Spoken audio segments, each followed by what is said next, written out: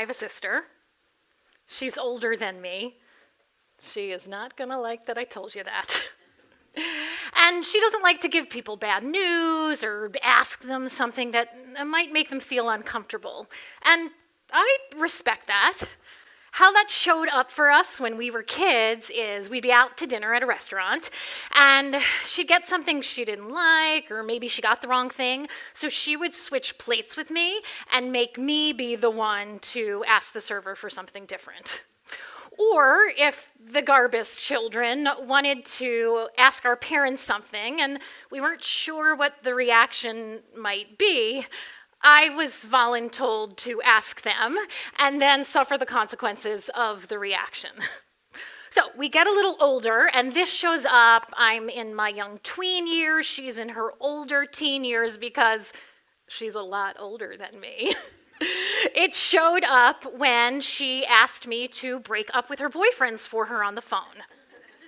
Now, to be fair, we sound a lot alike. So much so, every once in a while, I'll hear a recording of Kendall and wonder, wait, is this me or is this my sister?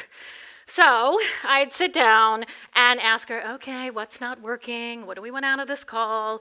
And I'd take some notes and I'd tell her what I thought I was going to say. And she'd be like, no, let's change it. And then once we were good with the message, we would get up and practice. And we'd stand back to back like this, because this was the phone in the old days. And I was Kendall and she was Brad, and I would break up with him like a couple times till it felt good. And once we were good, I would call poor Brad, break his heart, and that was it. So, what made me, a young tween, confident enough to break up with someone I barely knew long before I had my own boyfriends and my own hearts to break? I rehearsed. Now, I knew rehearsal helped. I was an actor. I am an actor. I've been an actress since I was a kid, so I knew rehearsal helped. You learn your lines, you get confident, you get prepared, you walk on stage, you tell your story, and you connect with your audience. And then, years later, I started a company of professional actors that help business professionals get ready for presentations, to speak at conferences, to stand up and say whatever it is they want to say, and I saw rehearsal really helped them too, and I wanted to learn more. The National Institute of Mental Health reports that 73% of the population suffers from public speaking anxiety, and Business Insider shares that 90% of that anxiety comes from a lack of preparation. So I surveyed 150 of the business professionals that we worked with and asked them, how much does rehearsal help you in terms of confidence, organization, and managing your emotions? And I asked them to rate it on a scale from 1 to 10, 1 being nothing, 10 being tremendously. 100% of the respondents said, yes, rehearsal helped in all 3 areas. 54% said rehearsal helped me tremendously, they gave it a 10, in confidence. 45% said it helped me tremendously in organization. And 36% said, yeah, it helped me tremendously in managing emotions. So, why isn't everybody rehearsing all the time for everything? Turns out, a lot of people don't know how to rehearse or how to rehearse productively. So here's how to rehearse anything. Okay, before you begin, you have to know what you're going to say. You got to get your content together. So you can write it out verbatim. You could type up some bullets. You could create an outline. You could draw a storyboard if you're artistically inclined. I am not at all. You could even just think it through in your head. Whatever works for you in your brain, get your content together and know what you're going to say. And now you're ready to rehearse. Here's the key. Out loud through 3 steps, each with a different focus. Out loud, this is the really important part. It has to be out loud, at least close to the volume that you're going to say in real life, through 3 steps, each with a different focus. First step, get it off the page. Now, this might be the first time you are ever saying these words out loud in real life. Say it and focus on the structure. Get it off the page and focus on structure. So, if you're telling a story, make sure there's a beginning, middle, and end. If you're giving a presentation, make sure you've got a call to action. You're grabbing the audience's attention, and make sure there's a narrative arc. Work on this, revamp the structure, and when you're ready to go, you can move on to step 2. Get it in your body. And focus on delivery and timing if that's important to the situation. If you can stand and move, do it during in your body. Even if you are never going to say these words out loud in real life while moving and standing, do it. Because standing and moving does some really cool things to our brain, and it'll get your content into your muscle memory faster. That is the goal of in your body. Now, this step is going to take a little bit. You're going to be here a while. This is the longest step. Start by getting it in your body and standing and moving and saying it out loud if you can. And then focus on delivery and timing.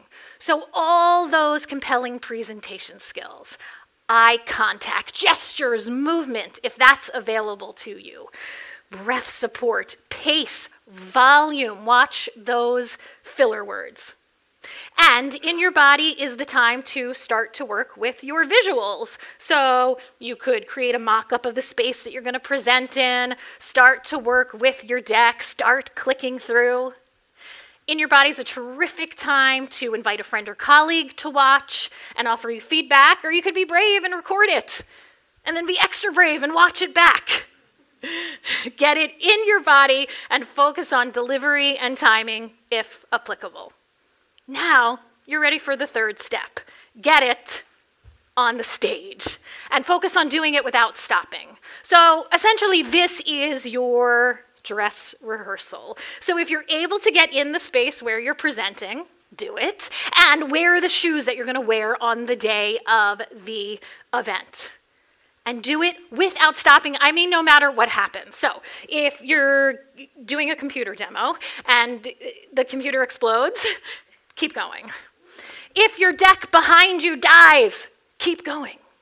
If you're presenting in the virtual environment and a cat walks across your screen, keep going. This is another opportunity. Invite a friend or colleague to watch you back. Get brave, record it, get extra brave and watch it back. Get it on the stage. And that's it. That's the rehearsal process. Off the page, focus on structure. In your body, focus on delivery and timing. And on the stage, focus on doing it without stopping.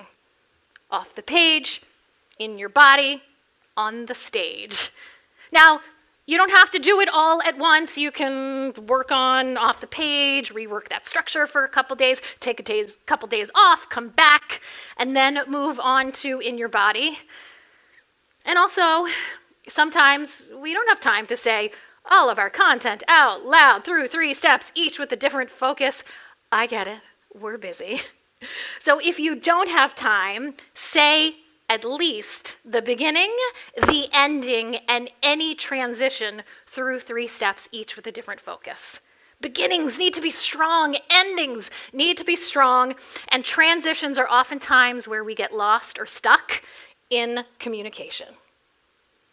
Rehearsal is so freeing. It allows you to be present in the moment and focus on your audience and not use a lot of brain power thinking about, what am I going to say next? Rehearsal can also be time-consuming. It can be difficult, and it can be sad. One of my best friends, Emily, called me, and she said, I have to give a speech at my dad's funeral, and I can't get through it. And I said, Emmylou, we got this. And we rehearsed, and it was hard, and it was sad, and there were tears from both of us. And by the time she got to on the stage, she was able to get through it. She could manage her emotions and say her speech. Now, she was still feeling it. It was still authentic. And it was done in a way that was crystal clear to her audience. That's what rehearsal does. Rehearsal isn't just for actors. It's for everyone. It's for standing up at the PTA. It's for holding space, sharing your voice, sharing a story. It is for getting ready for a TEDx talk. And sure, even for breaking up with someone's boyfriend. I'm happy to report my sister, the one who's a lot older than me, has been married for 25 years. So it's been a really, really long time since she asked me to break up with someone for her. If she did, I'd teach her this rehearsal process. Happy rehearsing, everyone.